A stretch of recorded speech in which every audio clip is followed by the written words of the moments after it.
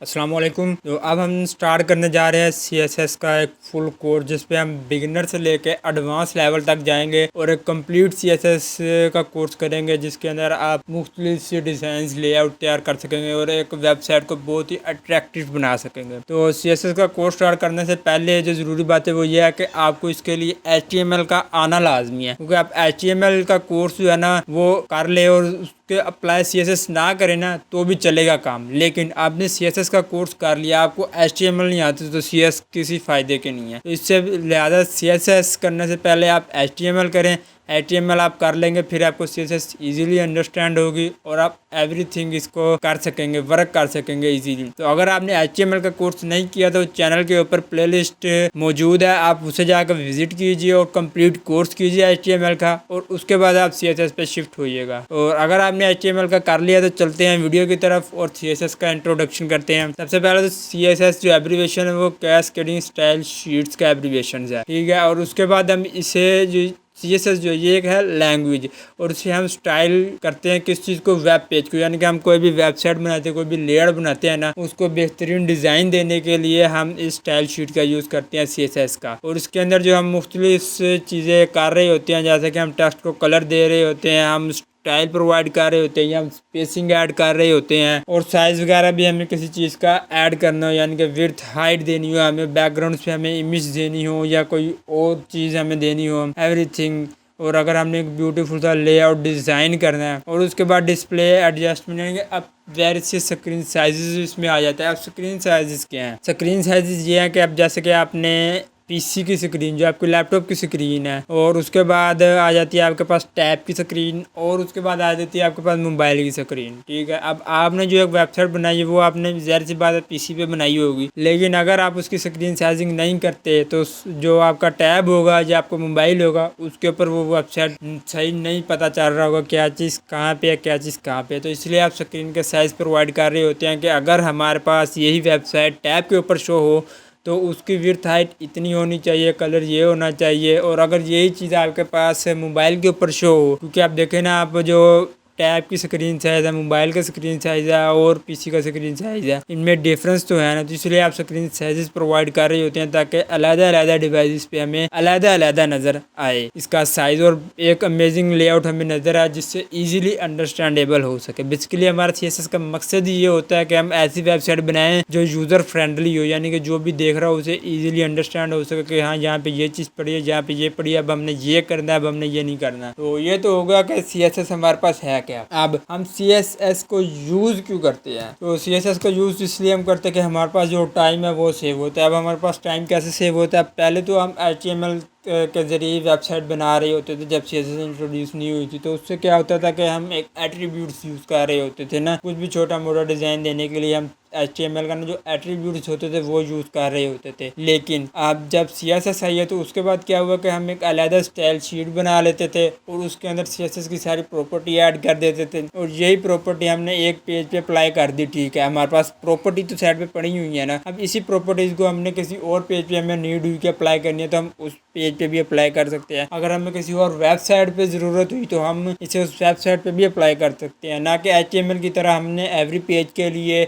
अलहदा से उसको मतलब बनानी पड़ती थी हमें डिज़ाइन, और फिर किसी और वेबसाइट में जाना है तो वहाँ पे भी हमें एक अलहदा से क्रिएट करनी पड़ती थी। जबकि यहाँ पे हमने एक दफ़ा क्रिएट कर लिया और उसे मल्टी टाइम हम यूज़ कर रहे होते हैं। और उसके बाद आ जाता है हमारे पास लोड फास्ट, यानी कि पेज है हमारे पास फास्ट लोड होता है। सिंपल सी बात है कि जैसे कि अब हमारे पास जो पेज है इसलिए फास्टर लोड होगा क्योंकि हमने क्या किया होगा, अपने HTML के अंदर से CSS का सारा काम होगा ना वो हमने अलहदा स्टाइल शीट में ऐड कर दिया होगा, जिसकी वजह से अलहदा स्टाइल शीट में ऐड होने की वजह से हमारा काम बहुत ही ईजी हो जाएगा। यानी कि अब हमने एक अलहदा स्टाइल शीट बना दिया है और HTML का कोड जो होगा वो हमारे पास हो जाएगा मिनिमाइज, और स्टाइल शीट एक हमारे पास अलहदा होगी, जिसकी वजह से वो जो हम पहले एट्रीब्यूट यूज़ कर रहे थे HTML के अंदर टैग के अंदर, उससे क्या होता था वो एक एक चीज़ को रीड करता था, जिसकी वजह से हमारे पास टाइम ज़्यादा कंज्यूम होता था। तो अब हमने चूँकि अलहदा बना दिया तो इसलिए वो जल्दी रीड आउट कर लेता है, हमारे पास जो एक वेबसाइट होती है उसका पेज फास्टर लोड हो जाता है हमारे पास। तो इसी तरह अब हम चलते हैं अब ईजी मेंटेनेंस। अब जाहिर सी बात है हमने एक स्टाइल शीट अलहदा बना दी, HTML का हमारे पास अलहदा कोड है। अब HTML के अंदर हम क्या कर रहे होते हैं, क्लासेस प्रोवाइड कर रहे होते हैं, एडिस प्रोवाइड कर रहे होते हैं या टैग प्रोवाइड कर रहे होते हैं। जैसे हमने क्लास प्रोवाइड कर दी नैव बार, अब नैव बार को ही उठा के हम यूज़ कर रहे होते हैं CSS के अंदर सिलेक्टर के तौर पर, और उसमें हम अप्लाई कर रहे होते हैं कि बैकग्राउंड कलर ये होना चाहिए, टेक्स्ट ये होना चाहिए। अब इन द फ्यूचर हमें ज़रूरत पड़ेगी कि हमने नैव बार में ये चीज़ ऐड करनी है। फॉर एग्जांपल हमने कोई भी और ऑप्शन कोर्स ऐड कर दिया। अब जैसे हमने HTML कंप्लीट कर लिया, अब हम CSS बना रहे, तो हमने CSS को ऐड करना है उस वेबसाइट के अंदर, इस ऑप्शन को हमने ऐड करना है। तो हम क्या करेंगे, हम उसी नैव बार में जाएंगे, उधर जाके हम एक लिंक प्रोवाइड करेंगे उसके अंदर CSS का, तो हमें वो और ईजी हो जाएगा। यानी कि हमने CSS का सिर्फ हमें पता होगा कि ये नैव बार है,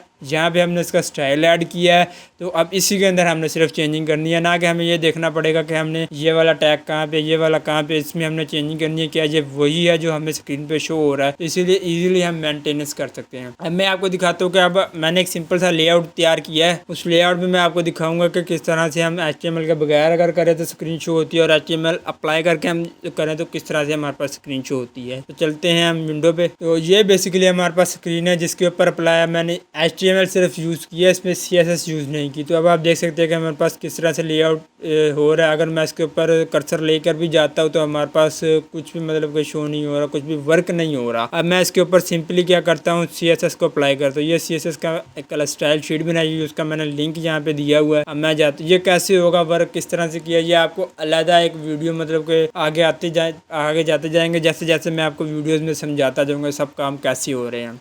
फिलहाल आपको इसका इंट्रोडक्शन दे रहे हैं, तो इसलिए आपको सिर्फ ये समझना है कि CSS हमारे पास वर्क कैसे करती है। अब देखिए, जैसे मैं स्क्रीन के ऊपर लेके जाता हूँ इसका बैकग्राउंड कलर चेंज हो जाता है। पहले आसमानी कलर था, अब कैसे पर्पल कलर सा आ गया।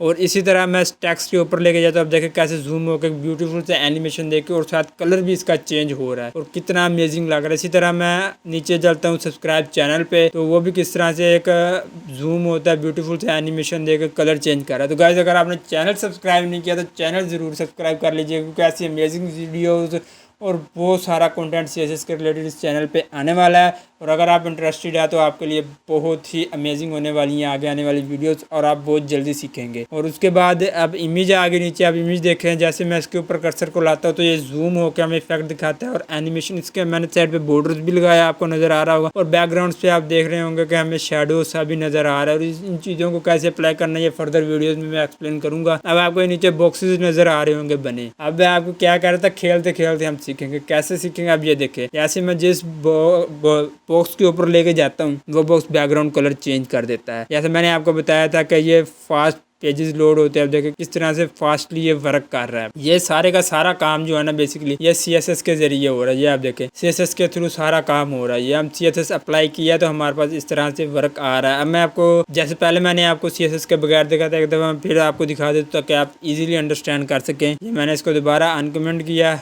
कमेंट किया, सॉरी, ये पेज लोड हुई है। देखिए अब हमारे पास CSS के बगैर कुछ इस तरह से शो हो रहा है, और मैंने आपको CSS अप्लाई करके दिखाया था वो किस तरह से शो हो रहा था पेज हमारे पास। तो ये CSS का डिफरेंस है, CSS अप्लाई करने का और CSS ना अप्लाई करने का। आपको इजीली अंडरस्टैंड हो चुका होगा कि CSS हमारी वेबसाइट के अंदर क्यों ज़रूरी है और कितनी ज़रूरी है। तो इसलिए अब आज की वीडियो सिर्फ इतने ही, मिलते हैं नेक्स्ट वीडियो में।